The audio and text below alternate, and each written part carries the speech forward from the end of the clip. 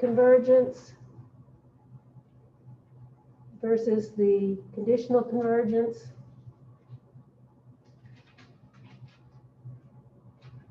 We have the generalized ratio and root tests.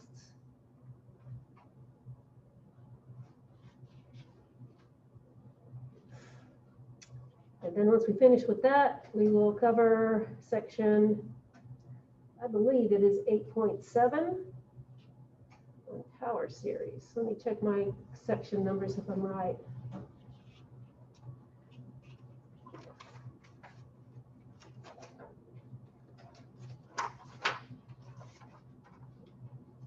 Yes, that is correct. That is correct. But before I do any of that, I'd love to take questions if you have any questions. Anybody at home have any questions?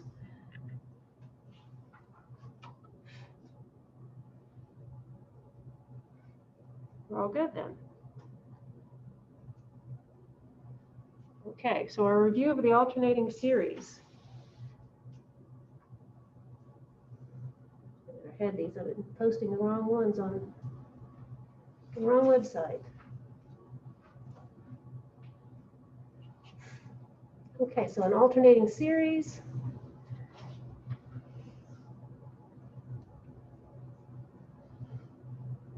Looks something like A1 minus A2 plus A3 minus A4. Or the first term could be negative and the second term positive, and alternate every other term changes sign. And the way we write that is that we put an alternating term out here. I want the first one to be positive. I begin my counter at 1. And I make my first exponent on the negative one to be an even number. Or if, so that's first term positive.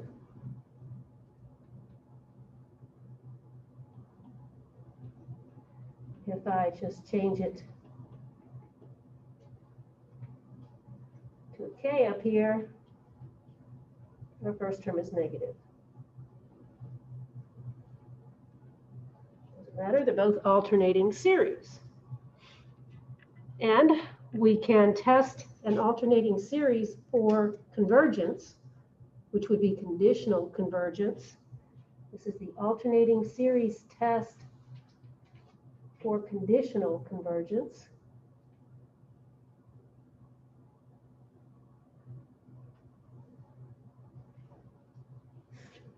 We needed to have an alternating series, and what we did with our alternating series is we checked if the non-alternating term is decreasing and has a limit of 0. So if 1, the AK plus 1 is smaller than the AK, so in other words, the AKs are decreasing, and vanishing to 0, then the alternating series converges. But again, that tells us it converges conditionally because we would require to have the alternating part. What we meant for absolute convergence is that we look at the convergence of the series in absolute value. If the series in absolute value converges, then it's absolutely convergent. And we test the series in absolute value using one of our positive series tests from previous sections.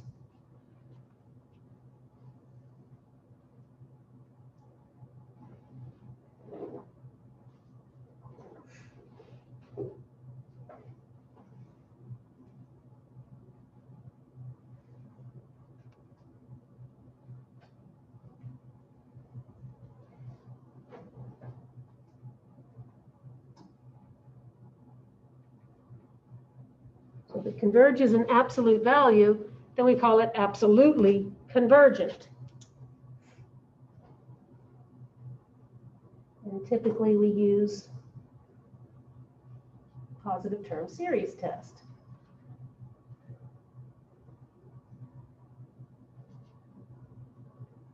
Or we can use one of our generalized ratio test or generalized root test.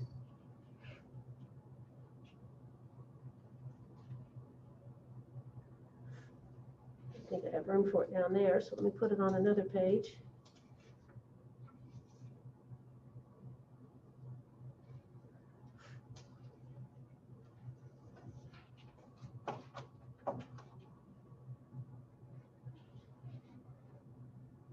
Generalized ratio test and root test look like this if the limit as k goes to infinity. So our ratio test, we took the k plus first term divided by the kth term and took the limit of that. The generalized one just does that in absolute value.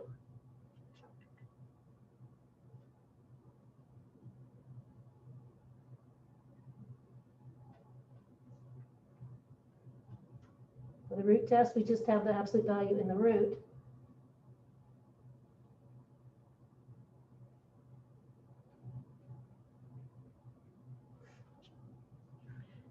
If that is equal to L, then L smaller than 1 says the series converges absolutely.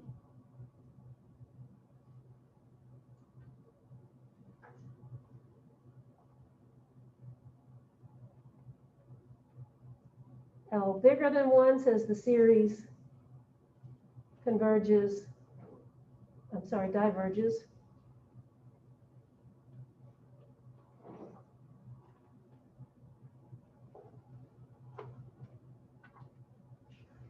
L equal to 1 says this test fails, try something else.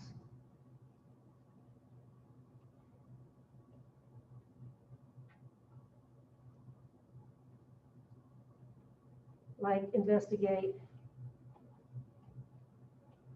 just the absolute value of the series. Maybe with an integral test, or maybe the absolute value of the series is a p-series or something like that. Because remember, the ratio test works if you have things raised to a kth power or if you have factorials. And the root test works if you have everything in your series raised to the kth power. If there's a few terms not raised to the kth power, then I vote against the root test and go back to the ratio test. If something does not converge absolutely, then we do need to check it for conditional convergence with the alternating series test. So if we get L bigger than 1, then the series diverges, means the series is not absolutely convergent. Then you check for conditional convergence.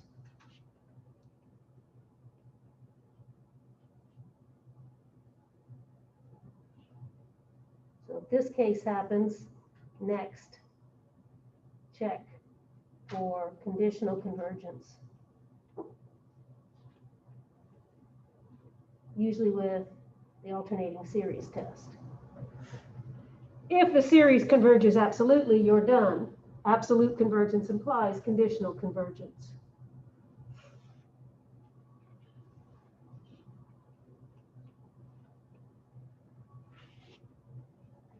So,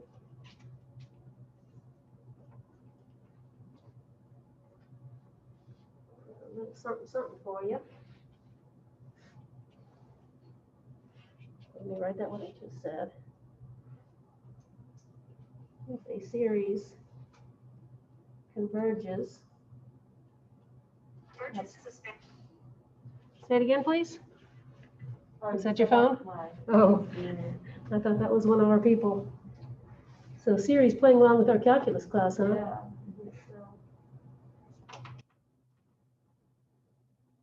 She's like that. And we're done.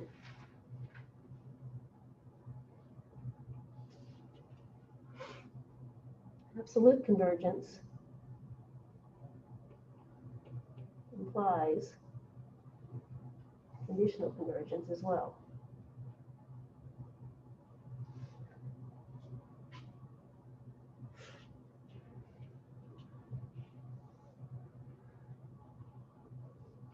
So when the question is, does the series converge absolutely, conditionally, or does it diverge? What you should do is check for absolute convergence first. You check for absolute convergence either with the generalized ratio or root test or checking the series in absolute value. If it's absolutely convergent, you're done. If it's not absolutely convergent, you check for conditional convergence, usually with the alternating series test. If that alternating series test shows convergence, you state the series is conditionally convergent. If it doesn't converge with the alternating series test, then the series diverges. Okay? So a little flow chart of that says, is the series absolutely convergent, conditionally convergent, or divergent? What you should do is test for absolute convergence using either the ratio test, generalized,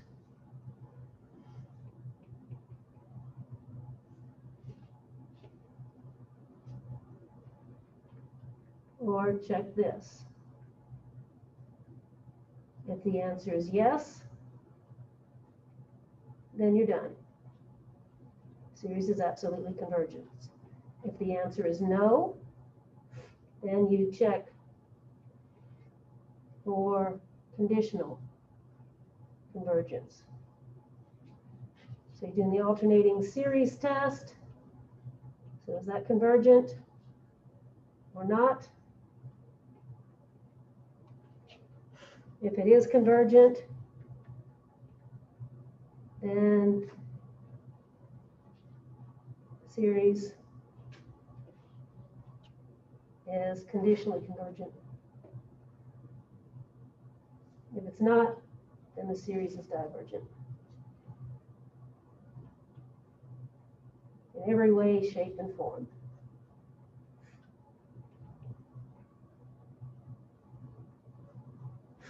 Okay. So I've got a handful of problems here, about 6 of them or so. And we're going to check for absolute convergence, conditional convergence, and divergence. So I'm going to give you some alternating series here, and we'll work our way through them.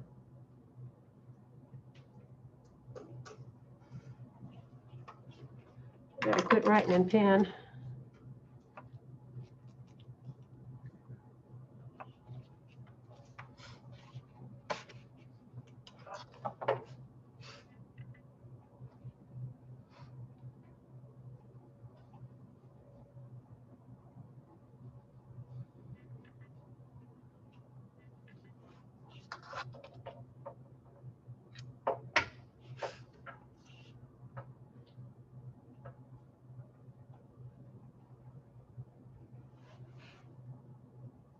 I make a pretty little messy flow chart, don't I?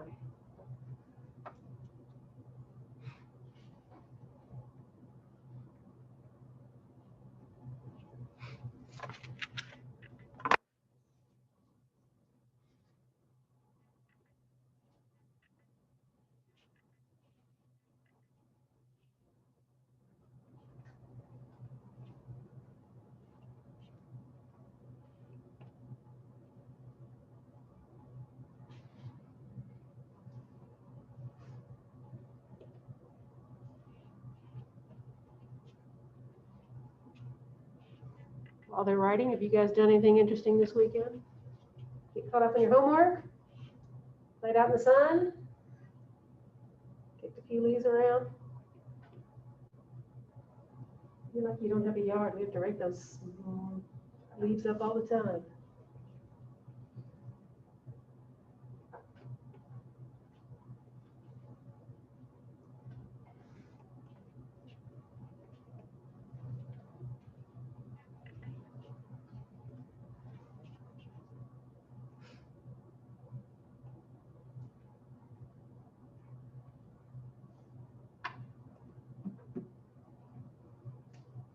What about registrations? You guys get registered for next semester? Little calculus 3, little linear algebra? No way to do it. Not a way to do it.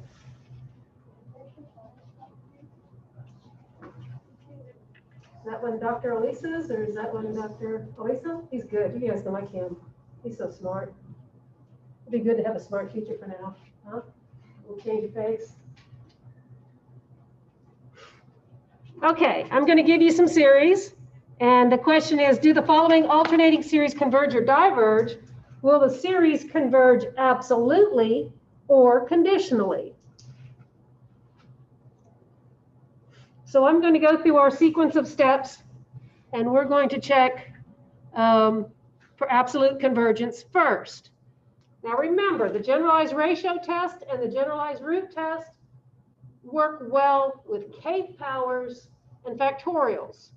And the non-alternating part of this first series has neither. So I'm not even going to mess with the ratio test. I know I'm going to get a limit of 1. If you don't believe me, try it. A limit of 1 means the test tells you absolutely nothing. So what I'm going to do is test this series without the alternating part. So I'm going to test for absolute convergence. I'm going to test the series in absolute value. And all that does, it gets rid of the negative 1 to the k.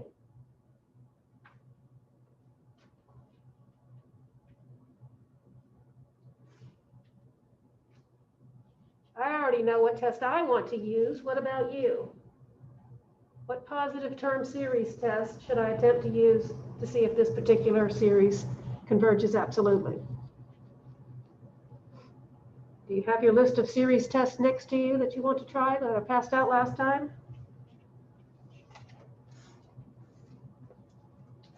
If you weren't here last time and want a copy of it, I have a handful. You may want a copy of the positive term series review.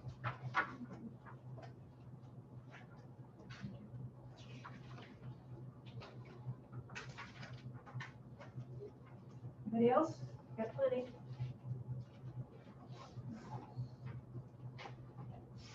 Well, somebody give me a suggestion. Comparison test. If we throw away this 3, we'll be comparing our series to a p series. Okay, so we're going to do a comparison test.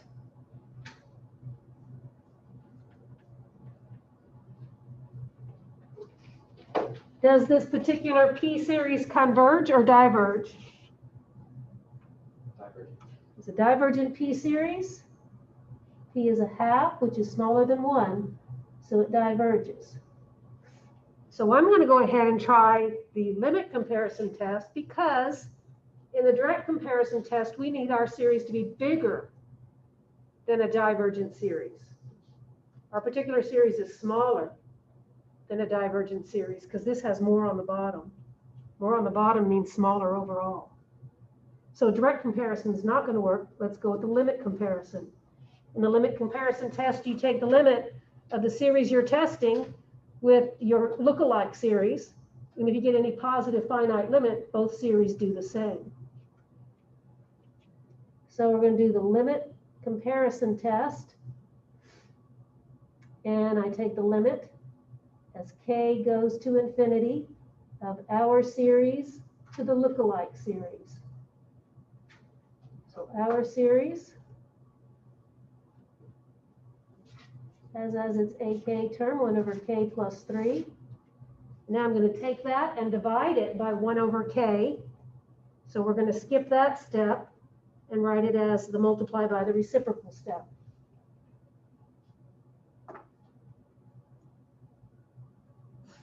Now you eyeball that, you see the power on top. Oh, come back. The power on top is a 1/2 power. The power on bottom is a 1/2 power. So this limit should just be the ratio of the coefficients. Both of these have a 1 in front. So this limit is 1. Any positive finite limit in the limit comparison test says both series do the same.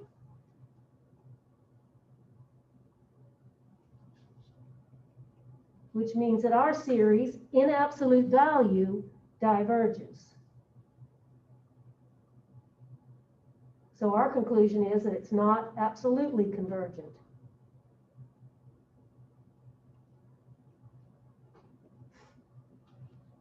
It's not absolutely convergent, and we now check for conditional convergence with the alternating series test.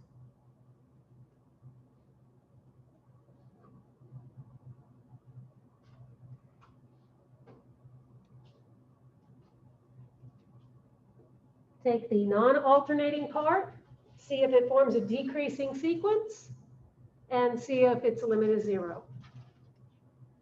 So step 1, I'm checking if AK plus 1 is smaller than AK.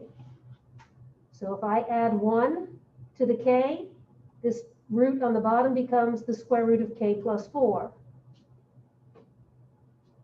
And I'm comparing it in size to 1 over the square root of K plus 3. Since K plus 4 is bigger than K plus 3, 1 over K plus 4 is smaller than 1 over K plus 3. Put the root on it, you get the same result. So I'm checking that, and I get yes. Now we need to take the limit to 0. I'm sorry, the limit to infinity to see if the K term goes to 0.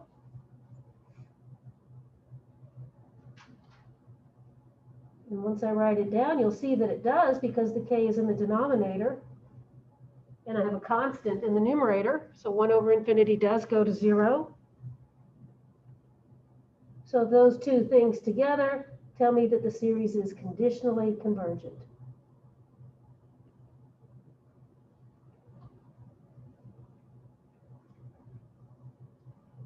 Easy enough?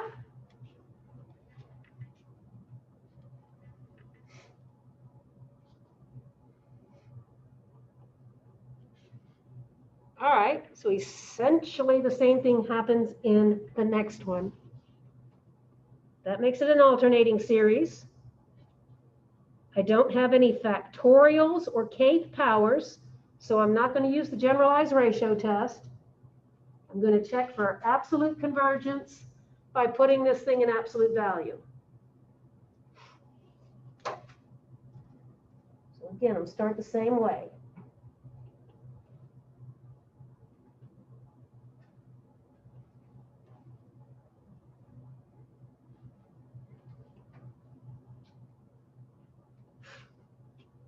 Logarithm on top, a k to a power on the bottom. This is a special kind of series. What kind is it? It's a q log series.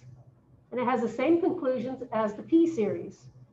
Q is the power on the k in the bottom. So in our case, q is equal to 1. A p series and a q log series converge only if the power on k is smaller. No, bigger than 1. Which one is it? When does a p series converge? Bigger than 1. So this one's not bigger than 1. Q is less than or equal to 1, so it is a divergent q log. Okay, so in absolute value, it is divergent, which means it's not absolutely convergent.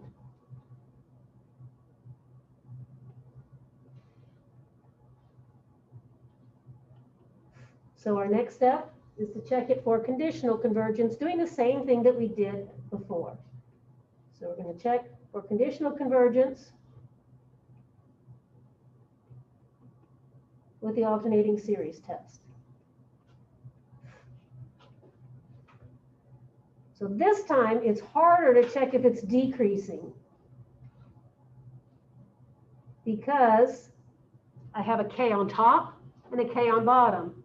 So if I increase k by 1 in both cases, both the top and the bottom of my new expression grow. So I can't tell. But I can check for decreasing by showing that the first derivative is negative. And that's what I'm going to do here. Okay, so this is hard to do, so I'm going to check for decreasing. I'm going to check by showing that the derivative with respect to k of the natural log of k over k is negative. That's pretty quick to do in this case. No quotient rule action, but we can handle that. We've got the bottom times the derivative of the top.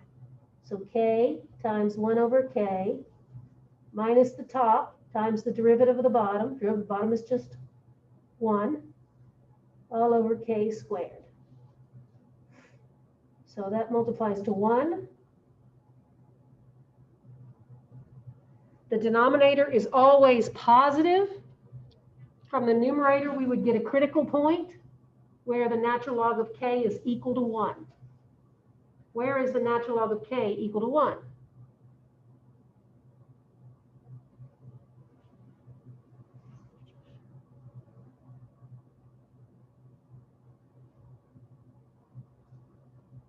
You saw this equation for k?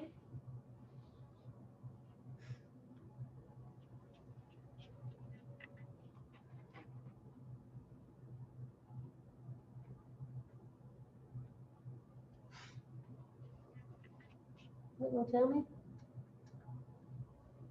1 is equal to the natural log of k. What's k? E. Which is about 2.7. I don't care about the behavior of this expression if k is smaller than 2.7. I want to know the long run behavior. So I'm going to check the sign of this when k is bigger than e. So pick a number bigger than e and plug it in as a test point, like for instance, e squared. If we test e squared, I have 1 minus the natural log of e squared divided by something that's positive anyway. The natural log of e squared is just 2. So I have 1 minus 2, which is negative. So it's negative, which says that my expression is decreasing. So it is decreasing.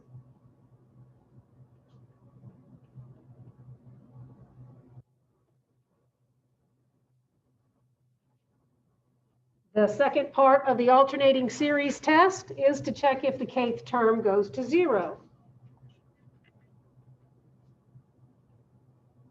So we take the limit as k goes to infinity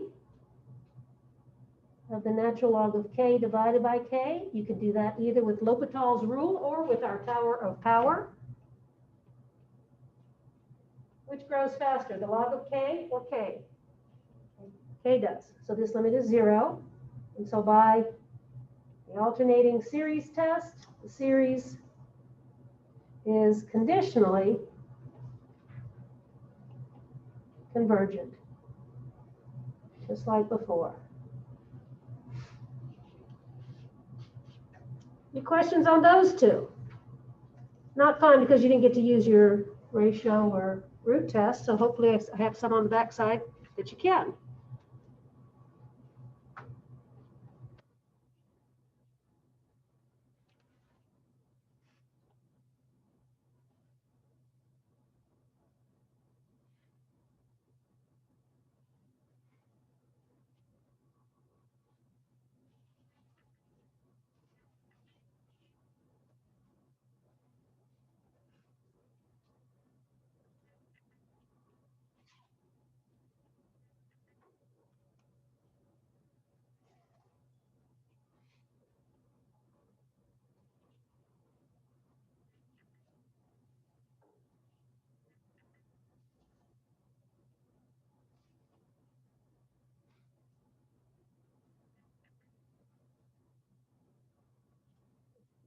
Actually.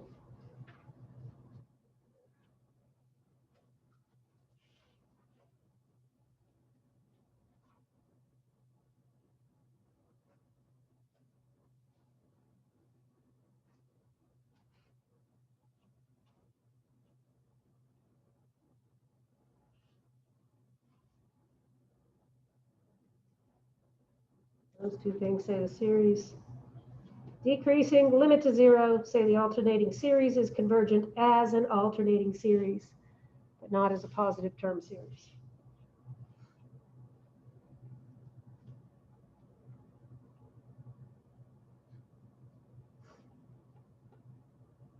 So here's our next one. Doggone it, it doesn't have any k powers or factorials. Back to your problem. There you are. There you are.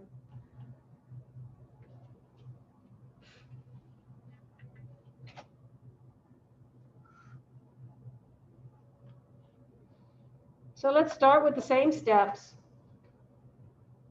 K squared over K squared plus 1 with the alternating part in front.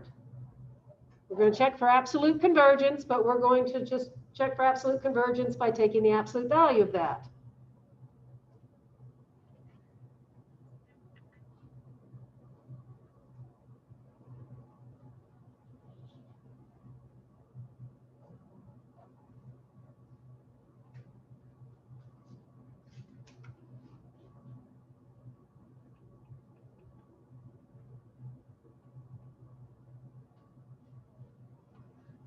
That's a quickie. Oh, I know already that a blurry little thing here is, come on back. Why are you so blurry? Come back. Focus.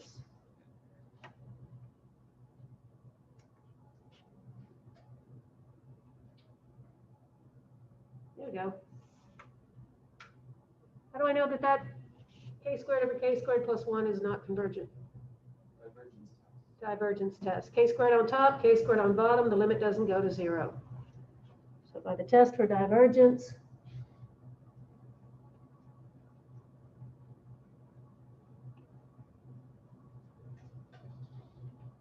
so this series right here diverges. But that's also one of the steps in the alternating series test, right? So when we're doing the conditional convergence,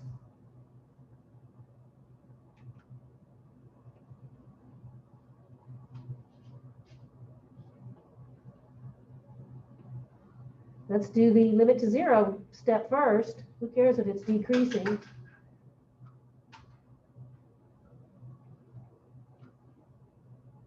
You know it's not equal to 0. So it's not conditionally convergent.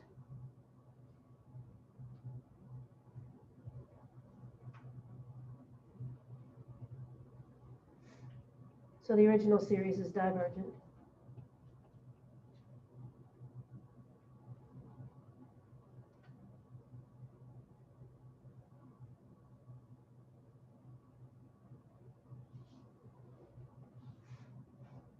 Okay.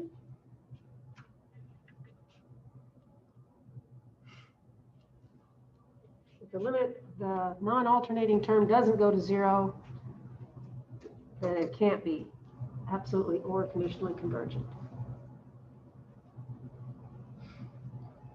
All right, the next one looks good. It's got factorials and alternating part in it. So let me squeeze it up here.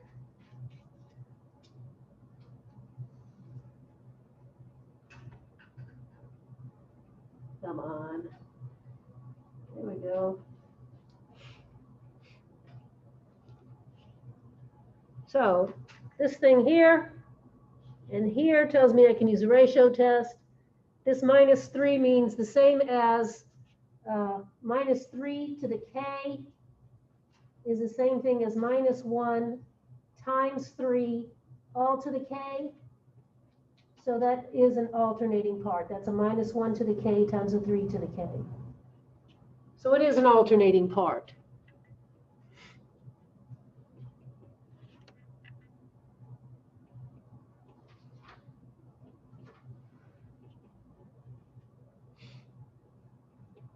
But this time when I check for absolute convergence, we're going to do the generalized ratio test.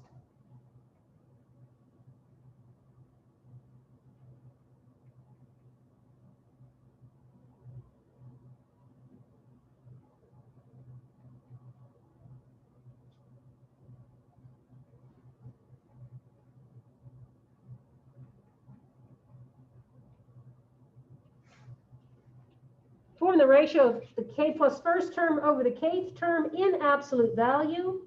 Take the limit. If the limit is something other than 1, we can make a decision on it.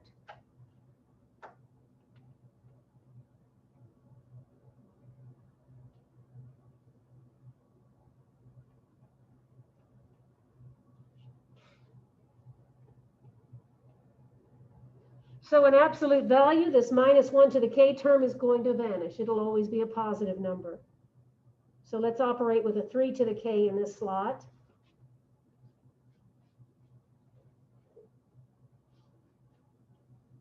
So I'm going to have 3 to the k plus 1. K plus 1 gives me a k plus 2. And then this becomes k plus 1 factorial. Now I'm going to divide it by the positive term version of this, which puts me the k factorial up here, 3 to the k here, and the k plus 1 here.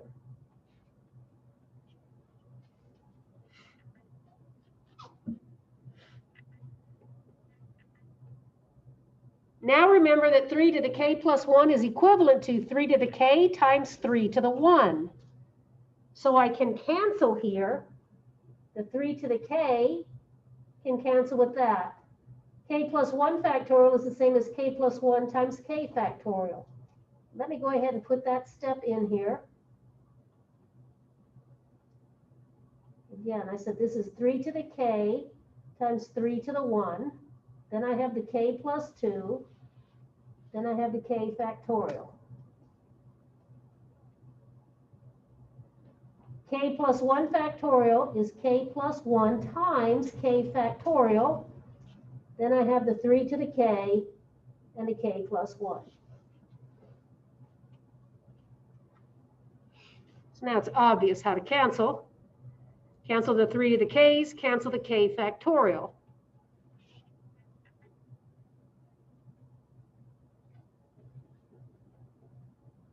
And let's look at what's left.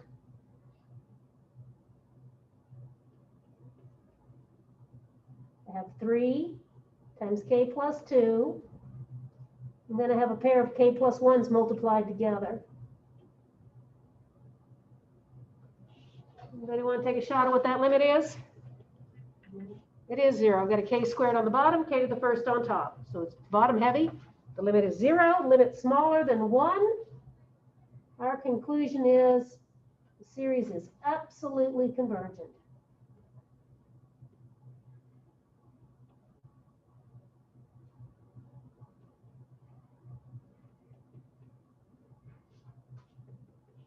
So we don't have to check for conditional convergence. Absolute convergence is stronger than conditional convergence.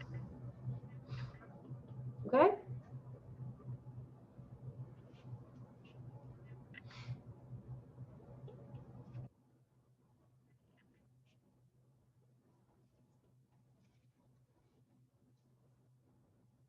Got a couple more for you.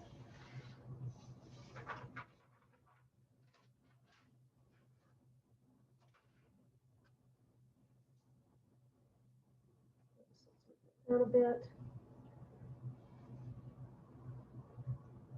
Let's go down.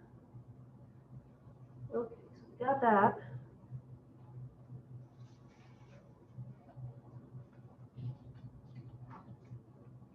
Oh, I can't keep them right, get them both to be seen. Come on now.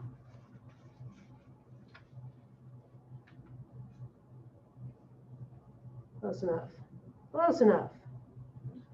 Okay, same instructions. I've got an alternating series here. And I want to know if it's absolutely convergent. And I look at this thing and I've got a 2 and a 3, both to the kth power. So I'm going to use the general root test. Okay, got all of these things to the kth power. So we're going to use the generalized root test.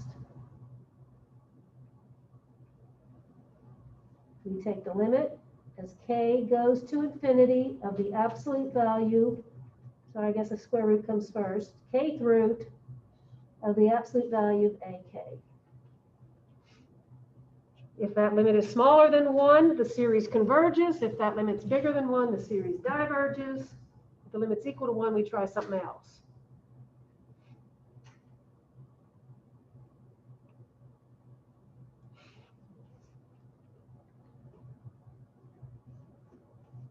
Take the limit as k goes to infinity of the kth root.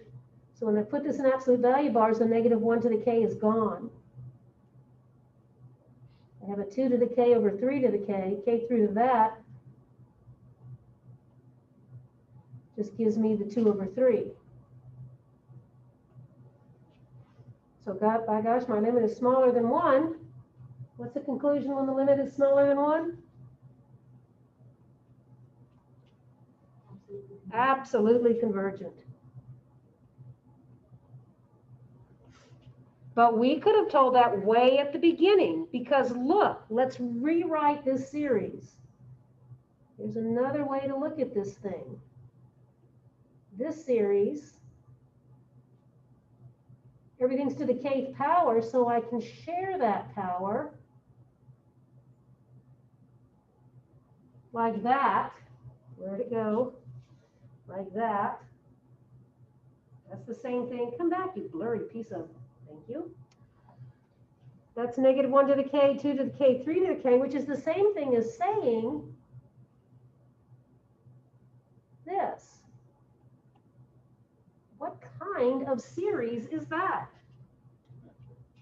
It's a geometric series where my r is 2/3.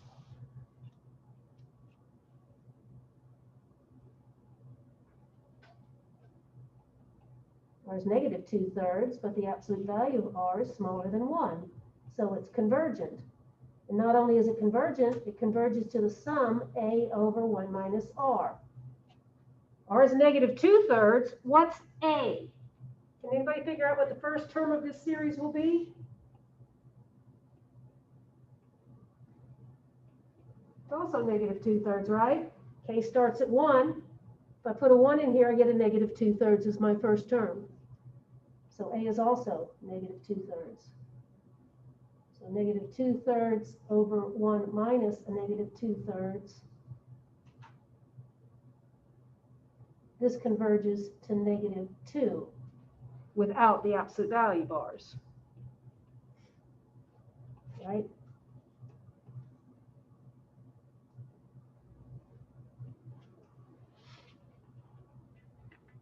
So in absolute value, it'll converge probably to 2/3 over 1 minus 2/3, which is a +2.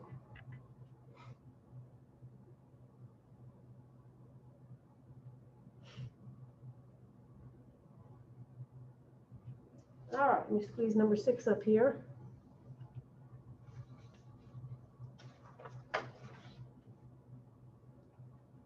Value number 6. There you are. An alternating series, which is the natural log of the natural log of k divided into a -1 over k. Holy smoke.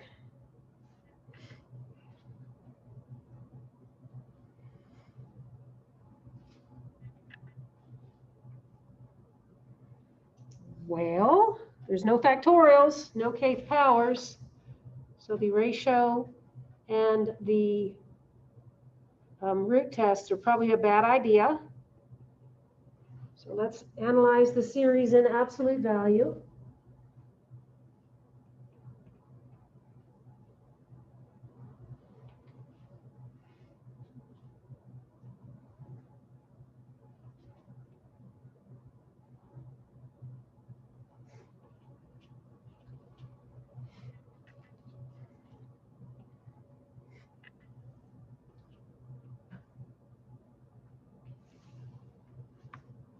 K can't be 1. We've got to change that counter because the natural log of 1 is 0. We better change our counter to 2. Make that adjustment here. Make this a 2.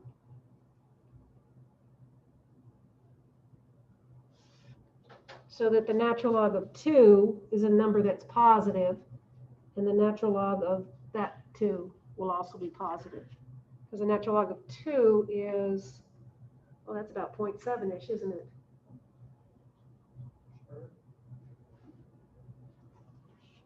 Oh, well. There are some still negative terms in here, so let's keep this in absolute value bars.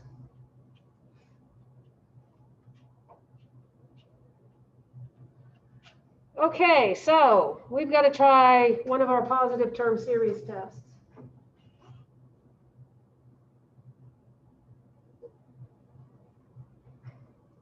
In the tower of power, the logarithm's at the very bottom. So we can try a comparison test. The natural log of k is smaller than the square root of k. So let's try it. So since the natural log of k is smaller than the square root of k, I have that the natural log of the natural log of k is smaller than the natural log of the square root of k. I just took the line above and took the natural log of both sides. So 1 over the natural log of the natural log of k is bigger than 1 over the natural log of the square root of k.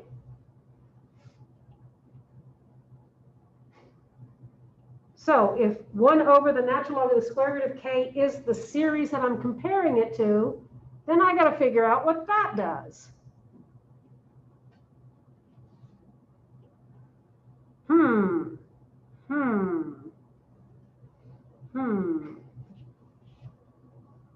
Well, that, the natural log of the square root of k, is the same thing as saying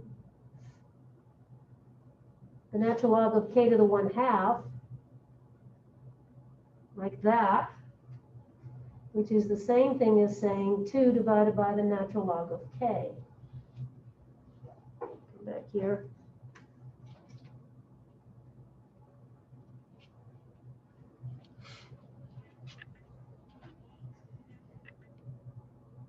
So if I knew what that series did, and if by any chance this series diverged, I would be able to use the direct comparison test.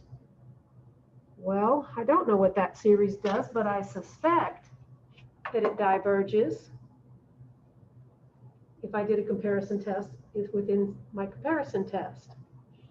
So what does the series 2 divided by the natural log of k do? I don't know, compare it to the series 2 divided by the square root of k. That's p series. That's a divergent p series.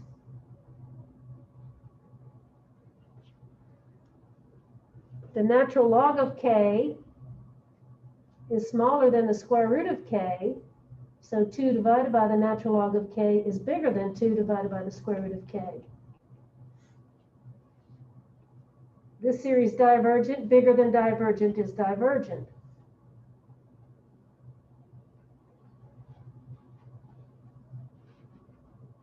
So the comparison series is divergent.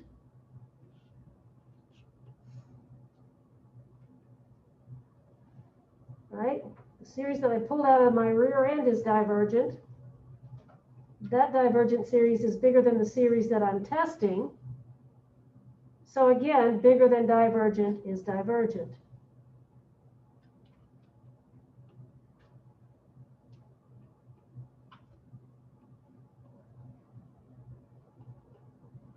But the most we can conclude from that is that it's not absolutely convergent.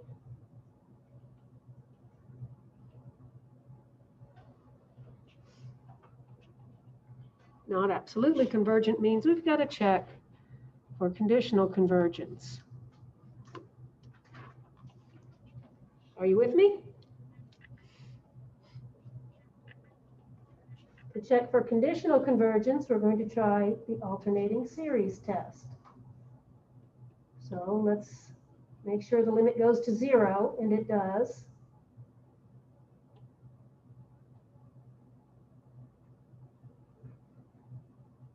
Because all the k's are in the bottom. Now we have to check if it's decreasing. So I know that the natural log of k plus 1 is smaller than the natural log of k, which makes the natural log of k plus 1 smaller than the natural log of the natural log of k. This is my denominator for my AK term. If I flip both sides over, that's now bigger than my k plus first term. So I have that AK plus 1 is bigger than AK.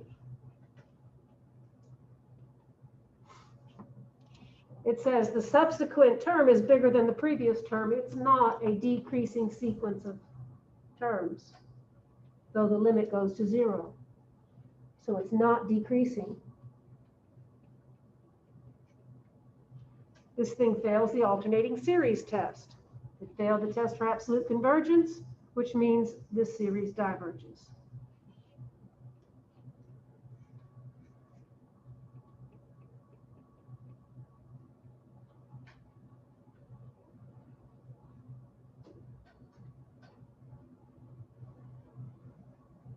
So the series diverges.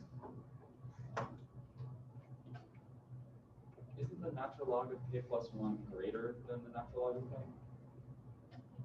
Oh, you're right. It's an increasing sequence. Oh, so let's fix that. Logarithms grow.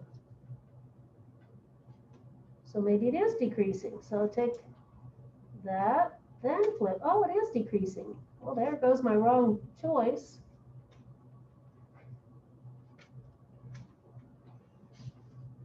So it is decreasing. So it is a convergent alternating series, which means it is conditionally convergent. Thank you for catching that. Let's get that where that's not so blown up. Let's get that down a little bit.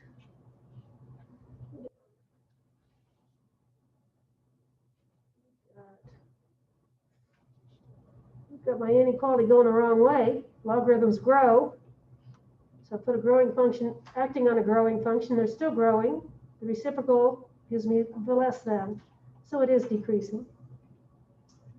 That makes it conditionally convergent. And so that's our conclusion. Whew.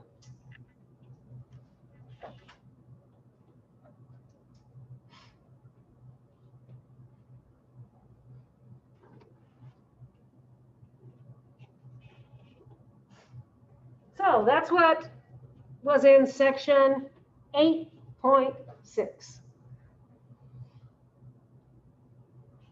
I'm ready to start power series if you are.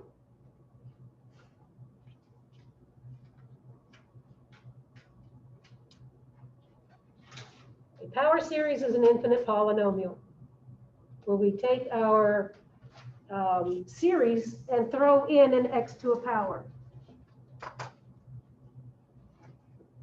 Let's see what page I'm on. That's page 2, that's page 3, that's page 4. That makes this one page 5. So I am on page 6.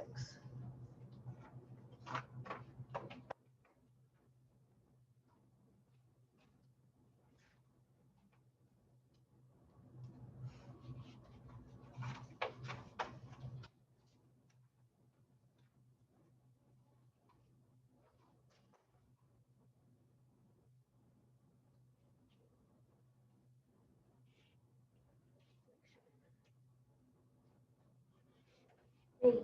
0.7 power series.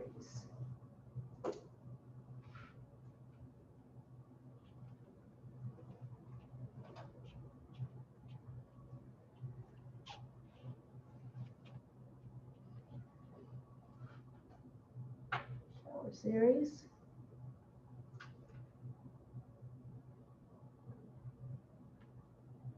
is an infinite polynomial.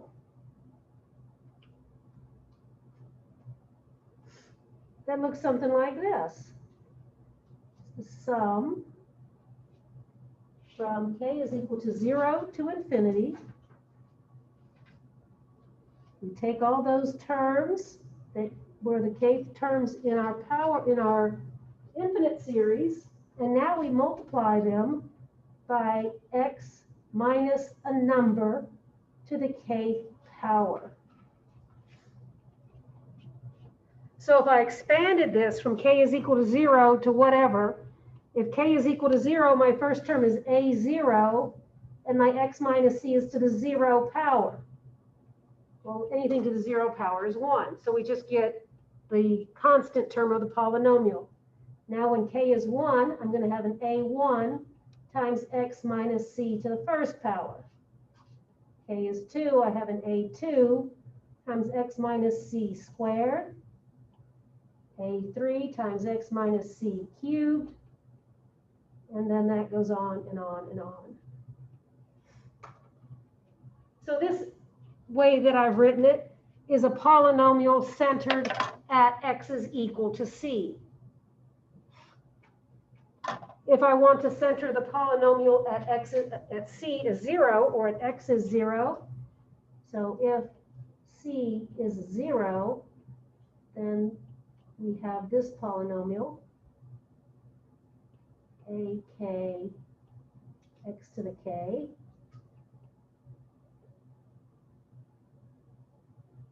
which is a0 plus a1x plus a2x squared.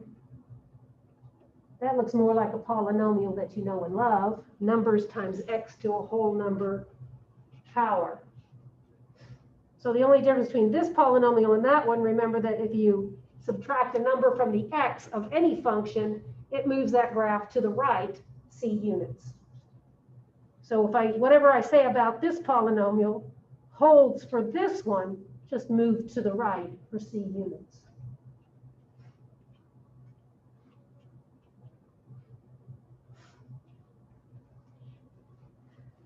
Given a power series, if somebody hands you a power series, then that power series does one of three things. It converges for all values of x, or it converges for only if there were no x, converges for x is 0. Or the third case, which is the more interesting one, it converges on a subset of the number line, called its interval of convergence, where that subset of the number line can be an open interval, a closed interval, or half open, half closed. So the power series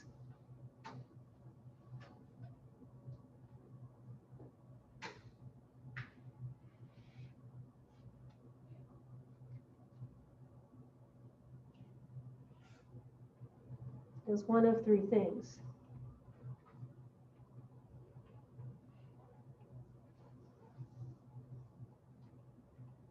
It converges for all x.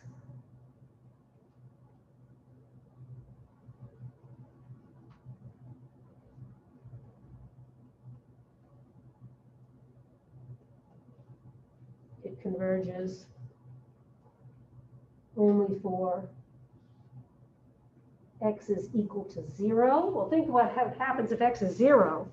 If x is 0, all these terms are 0, which means it just equals a constant. Or it converges on some interval. It converges absolutely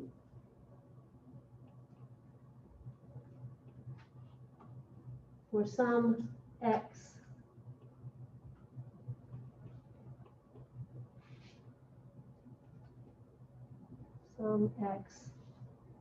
in an interval. Say I denote the interval from the number minus r to r, or minus r to r, or minus r to r, or the last case, minus r to r. One of those, but some subset of the number line, get up there. Some subset of the number line that will converge absolutely in there and diverges outside that interval. So more than r units away. Oops. X greater than big R. Or equal to, depending on which type I have. You need to check the endpoints separately.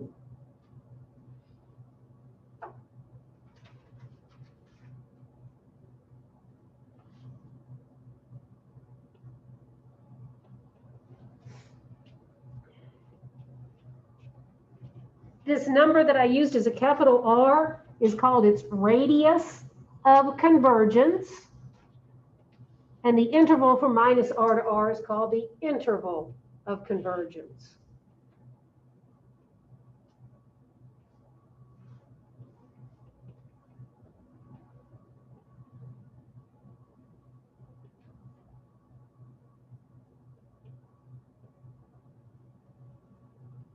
So whatever interval I have, either the open interval or one of those closed or half closed intervals,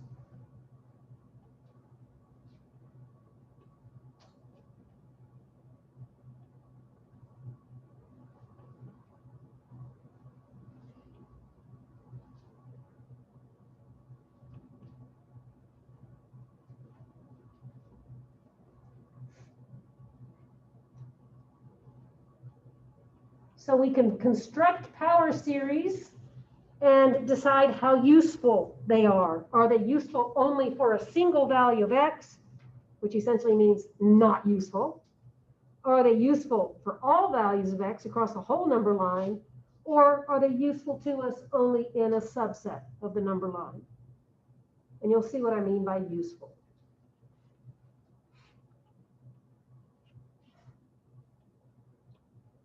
To find the interval of convergence, we're going to use the generalized ratio or root test and force the series to converge by saying that the limit is smaller than 1. And then we're going to solve that inequality for x. So to find an interval of convergence,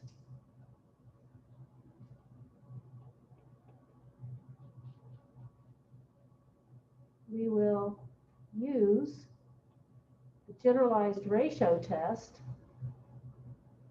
Oops, no summation there.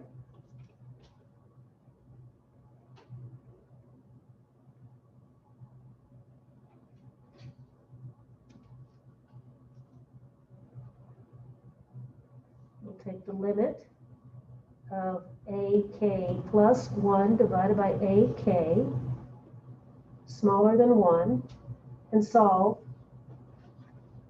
for x. Yeah.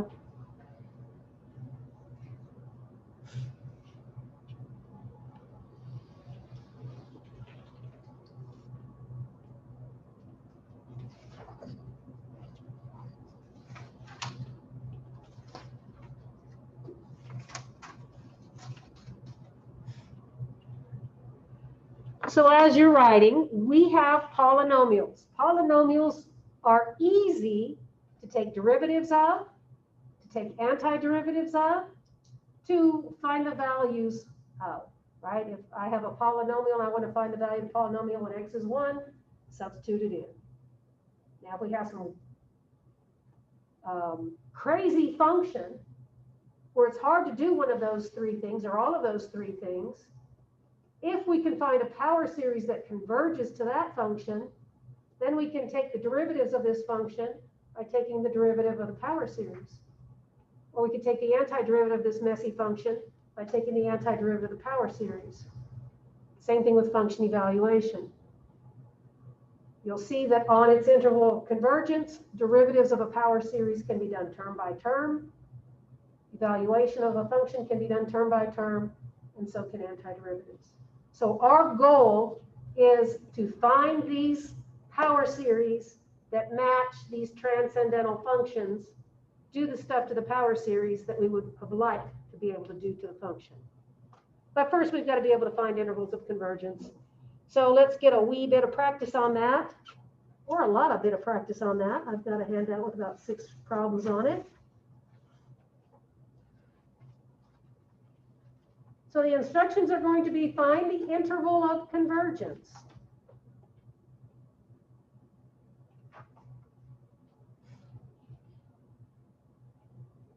Pencil. So here's our first one.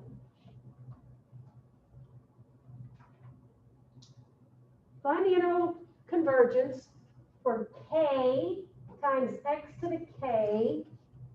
What is that, k cubed? Well, that's not interesting. I could have canceled here. There's really no reason for both of those k's to be there. There's really no reason for both of those k's to be there. I'm going to come back. Maybe we better make that a k factorial, right? Or cancel it. What the heck, let's just cancel it. Right?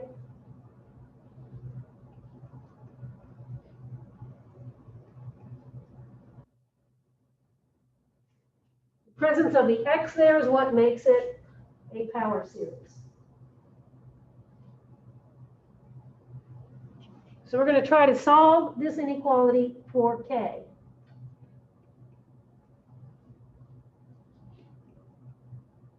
We're going to take the limit as k goes to infinity of the k plus first term over the kth term. Well, the ak term now contains the x.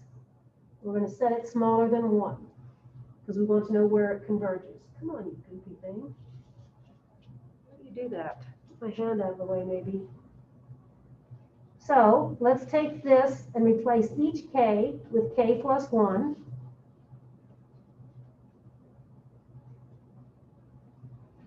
And so I'll have x to the k plus 1 over k plus 1 squared. Now I'm going to divide it by the series as I see it, which when I flip and multiply gives me an x to the k down here and a k squared here. And I'll keep that smaller than 1.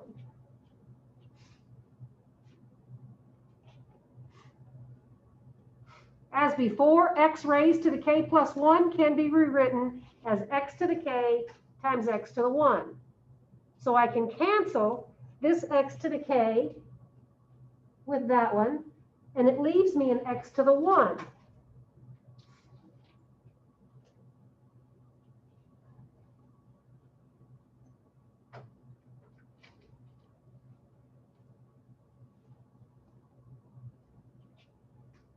That x doesn't have a k on it, so it's not affected by the limit. I can pull it out in front of the limit. But remember, it's in absolute value bars. So it's going to come in front of the limit right here in absolute value bars.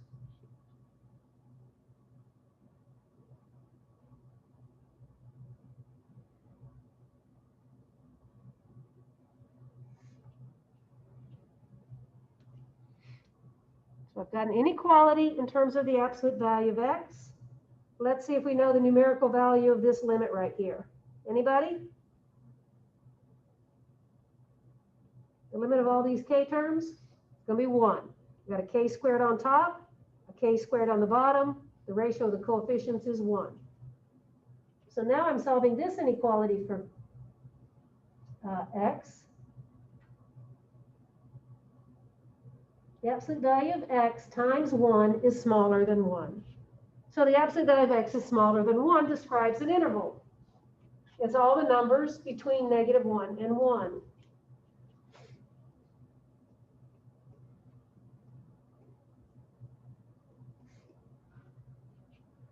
This 1 over here, the length of that interval, right, if x is between -1 and 1, and the center would be at 0, and our radius of convergence is 1. What we have to do is check the endpoints separately. One at a time, we're going to replace x with either 1 or -1 and see if the series converges. So if x is equal to 1, we'll check the endpoints.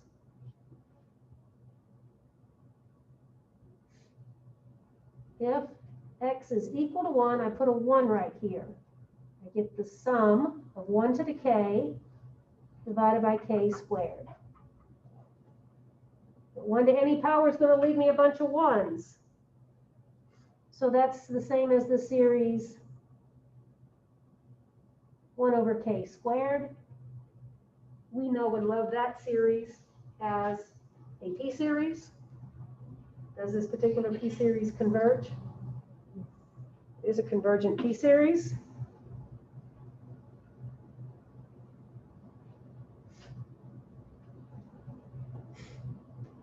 And so this convergent p-series means that we include x is equal to 1 in our interval.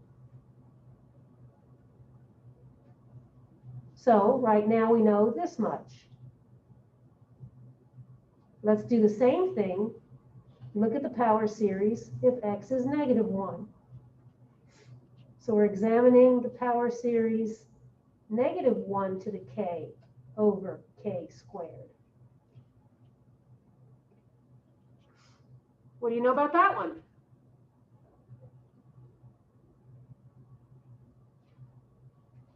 Well, it's an alternating series. Is it a convergent alternating series?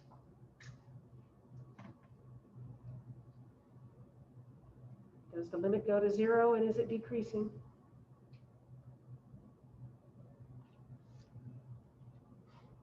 My claim is it is.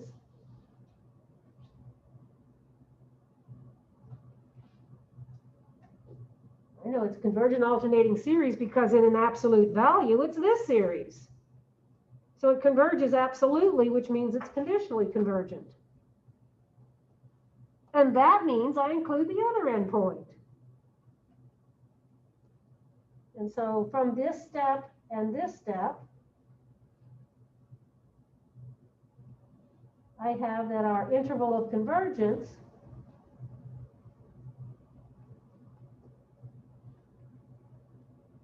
is the closed interval on both ends. The radius of convergence is still 1. The radius just is half the length of the interval. But over that interval, this power series will be absolutely convergent.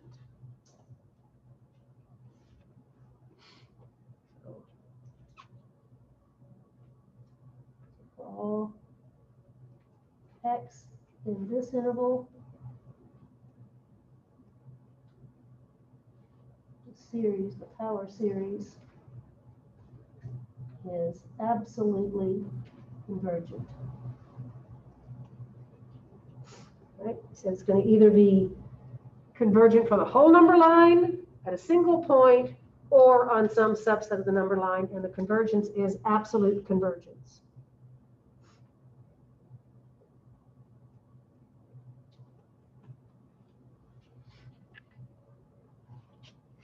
So those are the steps we're going to take. We're going to set our power series in the ratio test to be smaller than 1, but this expression will contain an x. We'll eventually pull that x out and find this limit and then solve that inequality for x as an open interval. Then we take the endpoints of the open interval one at a time, plug them in for the x, test the remaining power series for convergence, and make the decision on whether or not to include the endpoints. Okay? So let's grab us another one.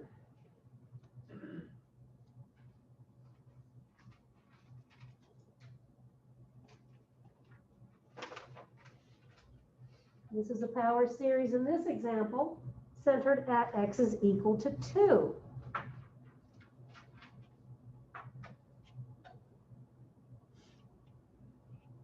Find all numbers that can go in here for x so that this resulting series is absolutely convergent. So let's make a statement of the ratio test in absolute value. We set the limit as k goes to infinity of the absolute value of the k plus first term over the kth term, set it smaller than 1, and solve that for x.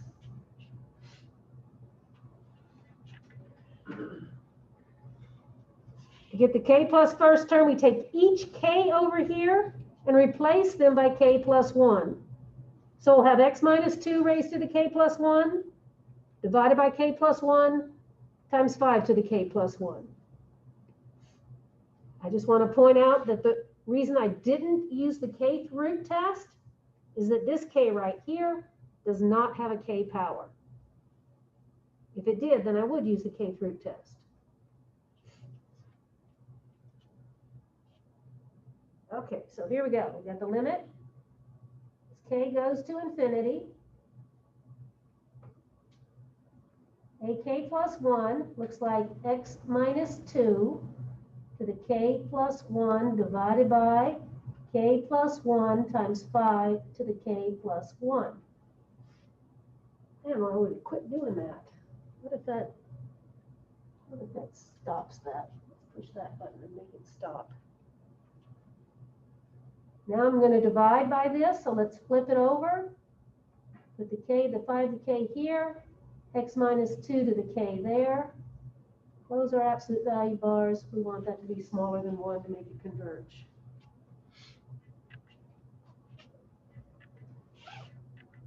In the next step, I'm going to take this term and write it as x minus 2 to the k times x minus 2 to the 1. I'm going to take this bottom term here and write it as 5 to the k times 5 to the 1.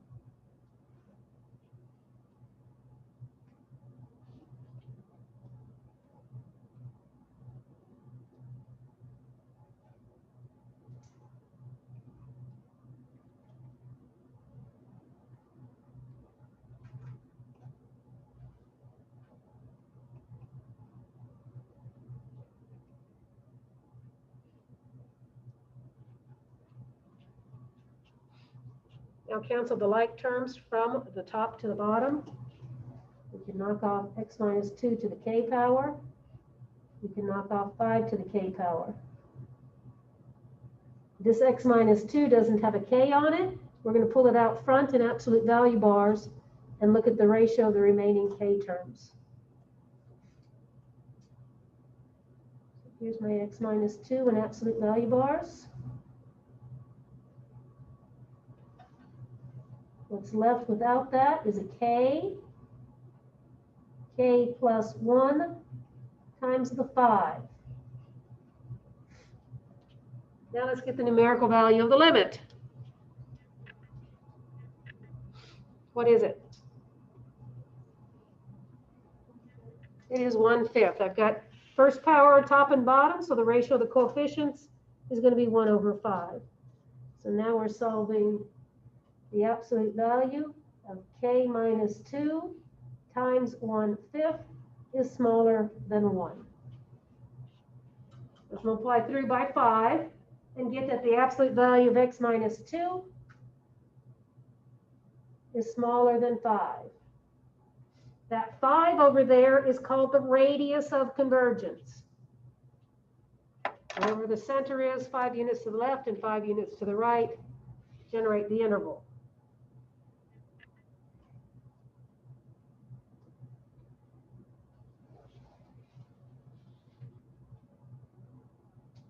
So if I rewrite this now as a between type inequality, that says that x minus 2 is between 5 and negative 5.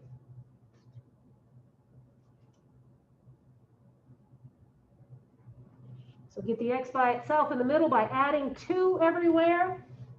And I get negative 3 is less than x is less than 7. So far, that's our interval of convergence. The behavior at the endpoints is what we check out next.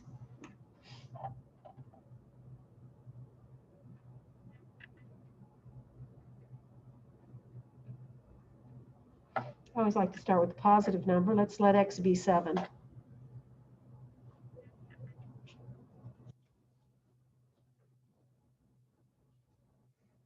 Here we go. We're going to check the endpoints. Back into the original series. Let's let x equal 7. Pull this down so you can see the original series. We're going to have 7 minus 2 to the k divided by k, 5 to the k.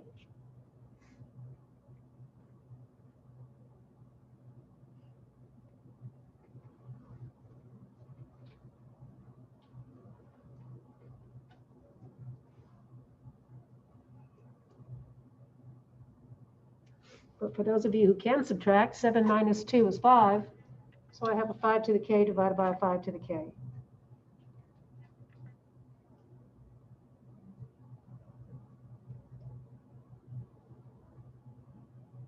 Those cancel. At that endpoint, the series behaves like 1 over k. It does this to me every time after about an hour. I'm just gonna mess up my recording. That's not my cord.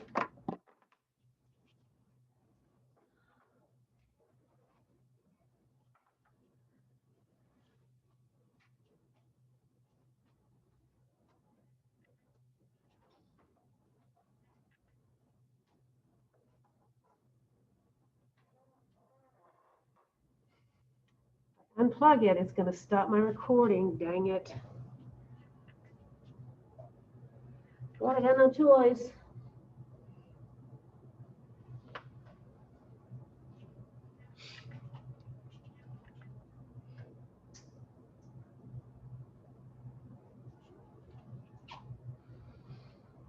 It's always just this class. Always just this one. Okay, here we go.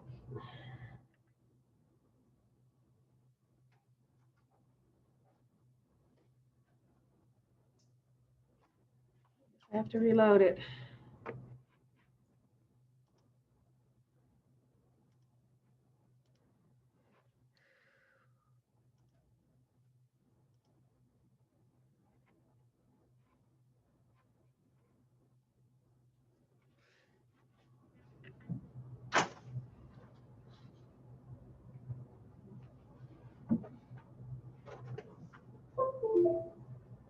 Thank you.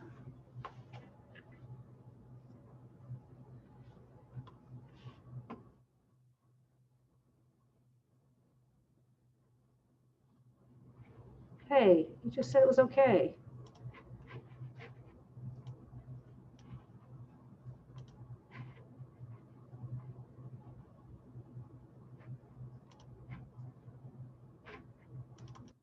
We're back. We're back. Now let's screen share again.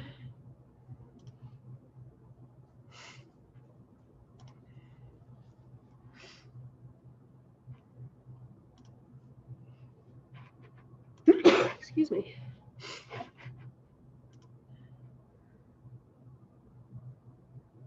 Okay.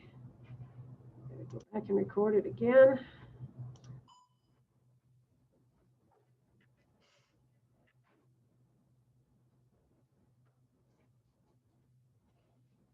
What do you guys at home see? Anything? Here's my chat. You guys at home see the screen? Or are you just looking at me? It looks like you're looking at me. This says we're doing that. Or is that the frozen screen? Nope, that's that one. Looks good to me. I can see your screen. Have I ever mentioned how much this sucks?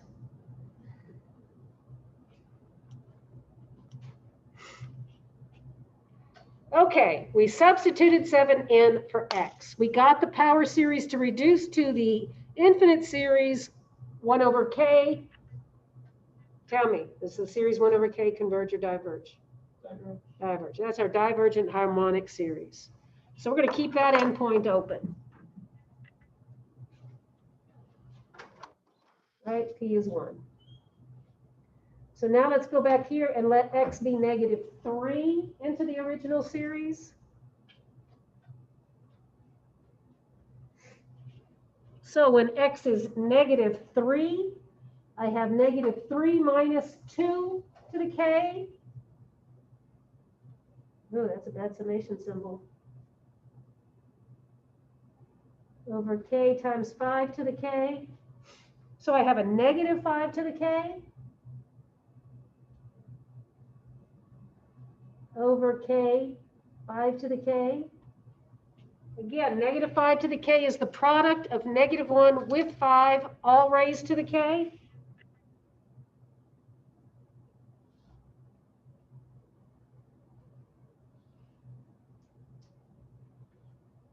Which means I can distribute that kth power to the factors in the product there.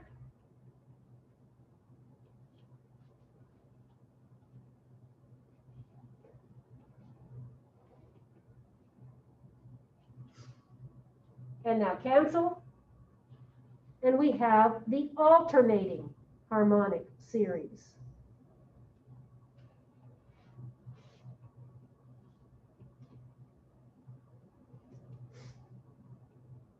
Do you remember that was the example that we showed, that as an alternating series, the harmonic series converges by the alternating series test, but without the alternating part, it diverges. We can do the alternating series test real quick, limit to 0 and decreasing.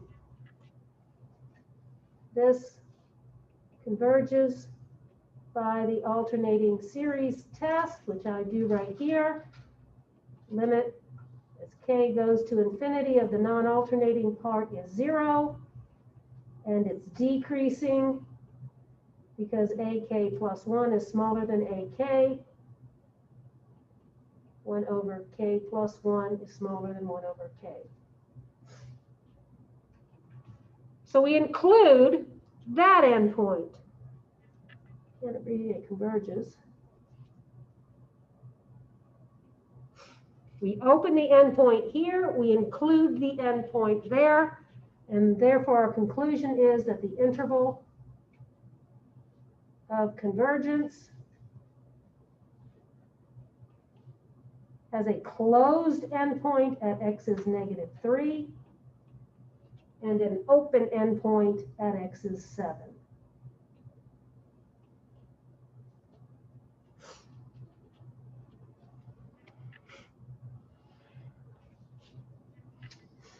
Bravo, hip hip hooray.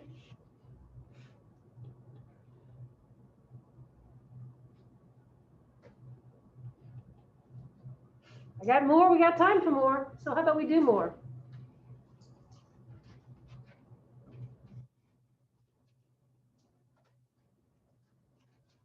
Let's see what we got here.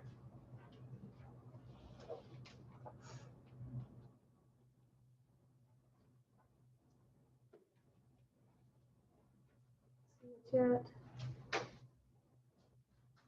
Set up the general ratio test for me, please, for the series k factorial divided by x plus 3 to the k, I'm sorry, times x minus 3 to the k divided by the natural log of k.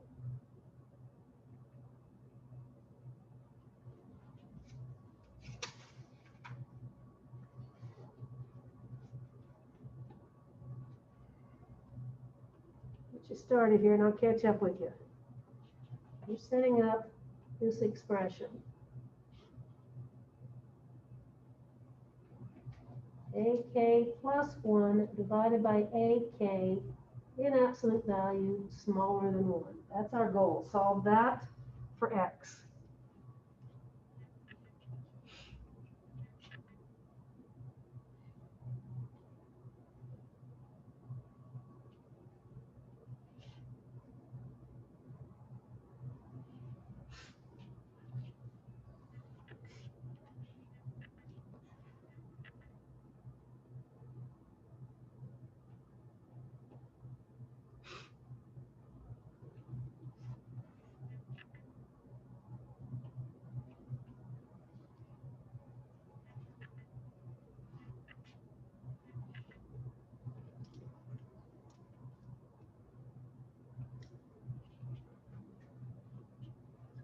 Chance to write down the first line, it should look like this. K plus 1 factorial, x plus 3 to the k plus 1, the natural log of k plus 1,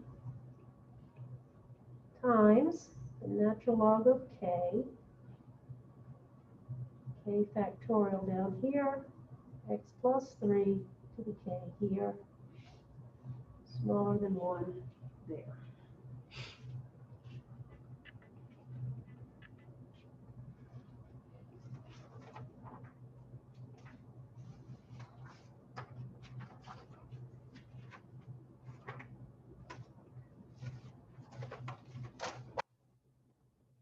Nine.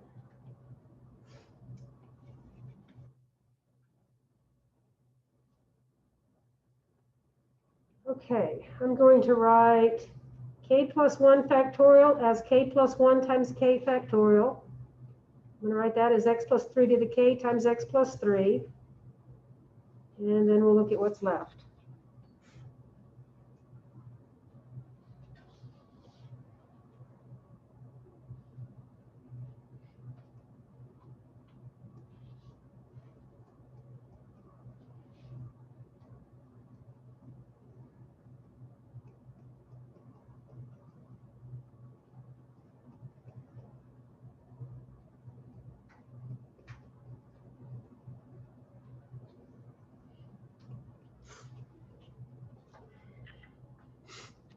We're going to get a little cancellation here. The k factorials are gone. The x plus 3 to the k is gone.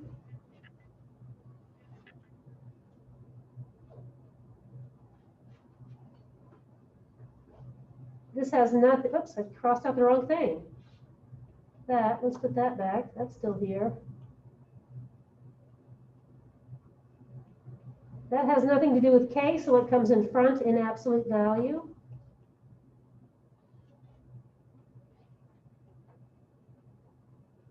And we're going to have a k plus 1 up here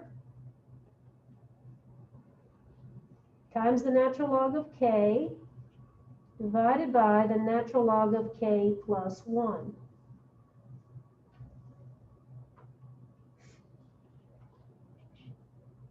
We can determine the value of that limit by looking at which grows faster, the numerator or the denominator.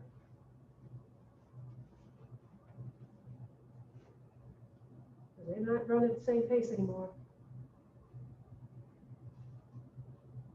Which grows faster? The top does. It has that extra factor of k. These two behave a lot like each other, but that's got another multiple of k, so it's top heavy. What happens to the limit of a ratio that's top heavy? Goes to infinity. This limit is infinite.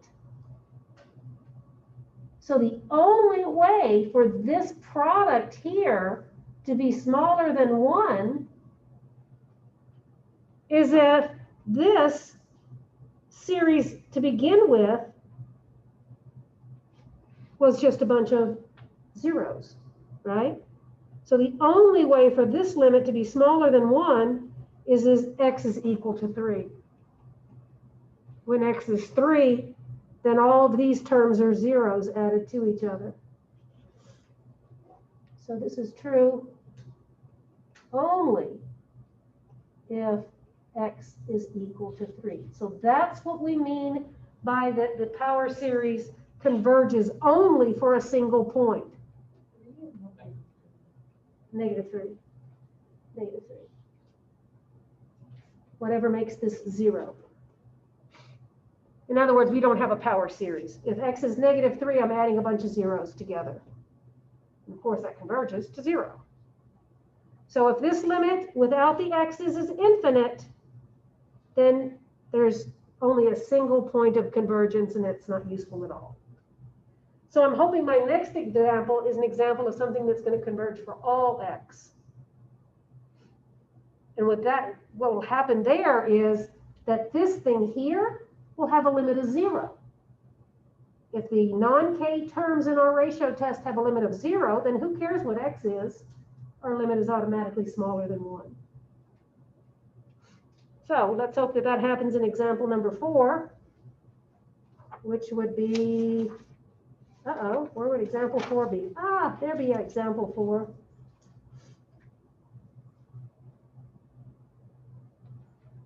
All right, find the interval of convergence, and I'm going to bet that this one's going to converge to a whole number line.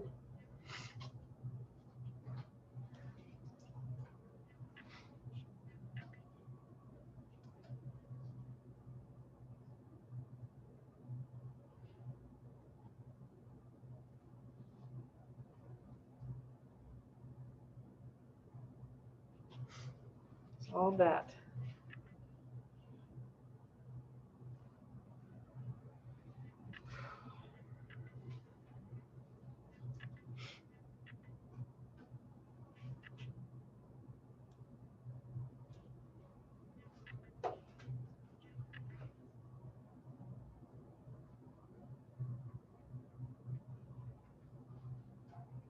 minus 2 to the k plus 1 divided by k plus 1 phi to the k plus 1.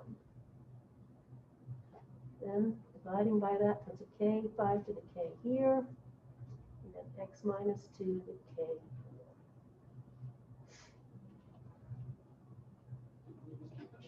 Did we?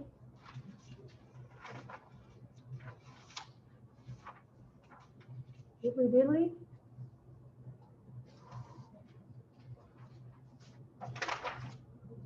We did. Skip. In there, done it. Bad cutting and pasting here. Okay, so maybe this one. Let's get number 4 on to number 5. 2 to the 2k times x to the k divided by k squared. Find the interval of convergence.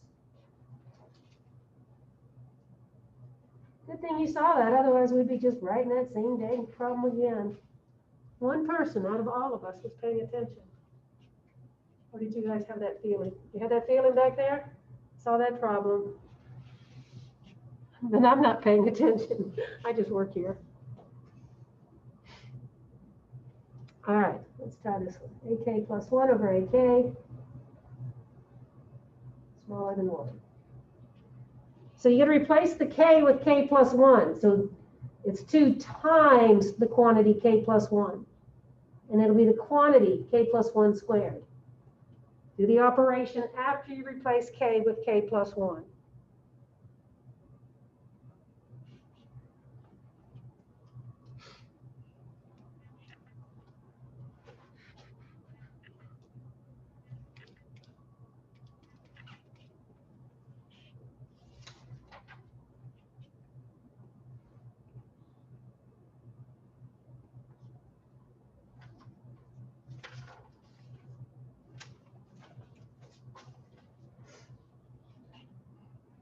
Here's what I told you to do.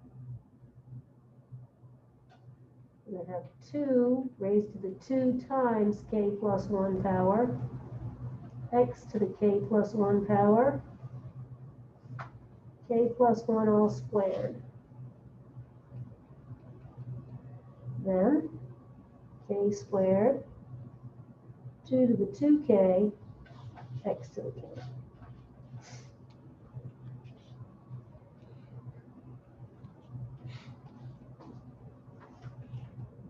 So I'm going to write this as 2k plus 2.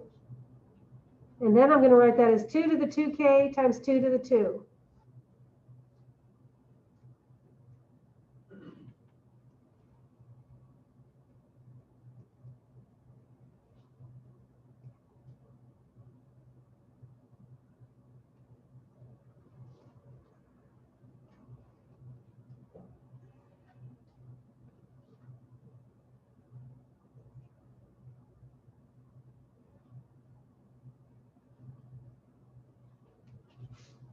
Or a long time ago, you could have said 2 to the 2k is the same as 4 to the k.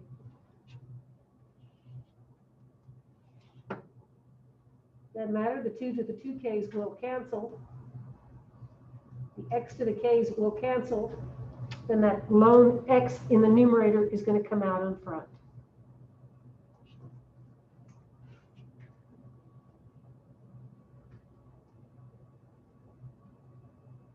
Oops, 2 to the 2k's cancel. X to the k's cancel. And I'm going to have 4k squared. So I'm not going to get the example that I wanted it to be. I got that. I was thinking I'm going to get a problem where the limit is 0. And so this would converge for all x. But this limit is not 0, is it? What is it? It's 4. I got a k squared and a k squared, so my limit is 4. So we got to go through all those steps. If I multiply through by 1/4, I have the absolute value of x is smaller than 1/4. 1/4 is the radius of convergence. X smaller than 1/4 means that x is between -1/4 and +1/4.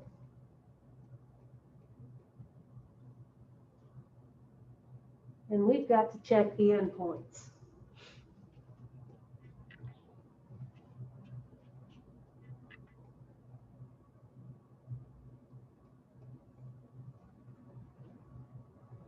Let's start with the endpoint on the right. So let's let x equal 1/4. Back into the original series, x is going to be a fourth here. So our series will look like the sum from k is equal to 1 to infinity, 2 to the 2k, 1/4 to the k, divided by k squared.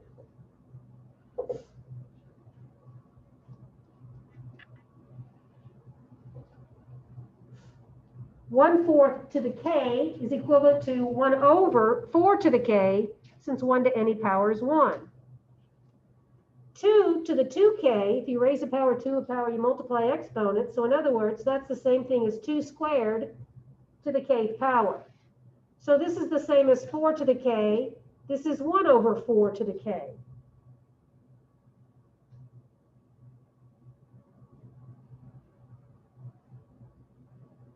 So those guys will cancel, leaving me the series 1/k squared, a convergent p-series.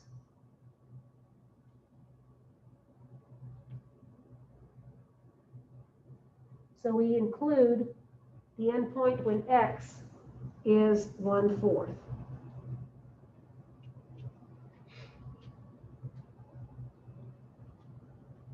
Now we let x be negative 1/4. And so our series, come on, series symbol, summation, k is equal to 1 to infinity, 2 to the 2k, negative 1/4 to the k over k squared. The only difference is now this becomes negative 1 to the k times 1/4k. This is still 4 to the k. We're going to have a negative 1 to the k, and then a 1/4k divided by k squared. And so the 4k's cancel again, and we've got an alternating series. Negative 1 to the k divided by k squared.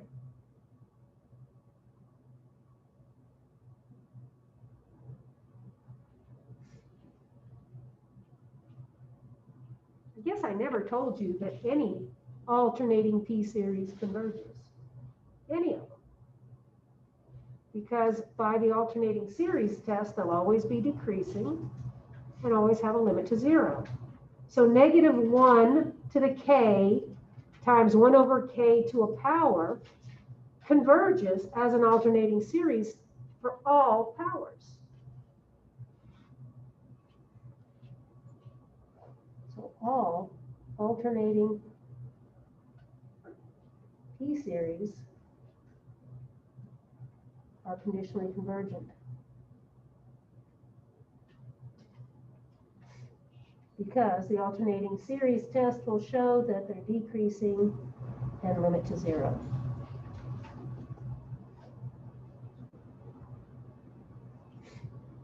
So this endpoint converges as well. So we include both endpoints, and our interval of convergence is the closed interval right there.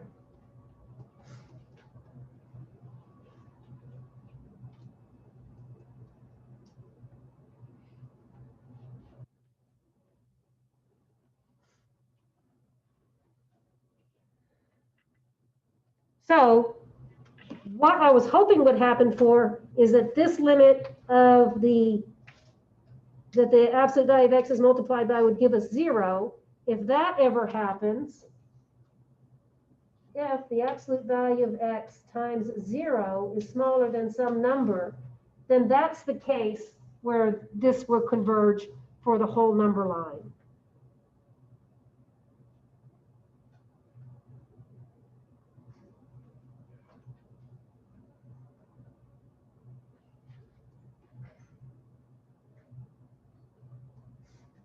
So an example of one that does that, maybe it's my next example that I don't have time for.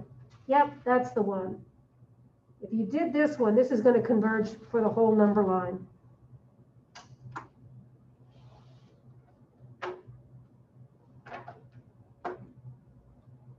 So if you've got time later to try it,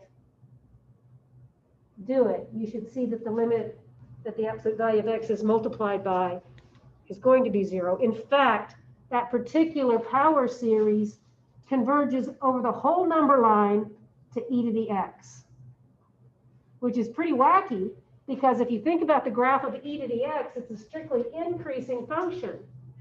We find a polynomial, that one, that fits every single point on that graph. And so we can use that to compute e to a power. Okay, so we will do section 8.8 next time. We'll finish the 2 examples on here on power series. And so keep practicing your convergence test. We need to get really good at it. How far are we from an exam? Does anybody know?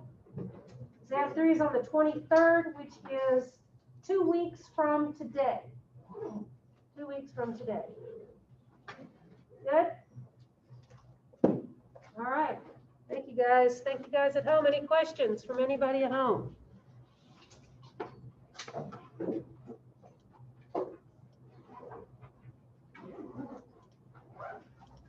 We'll catch you off then if you don't ask me questions.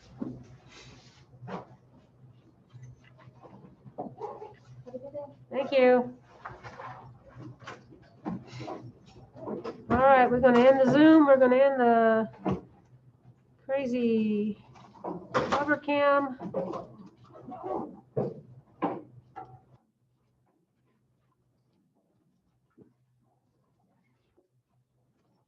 See you Wednesday. Bye.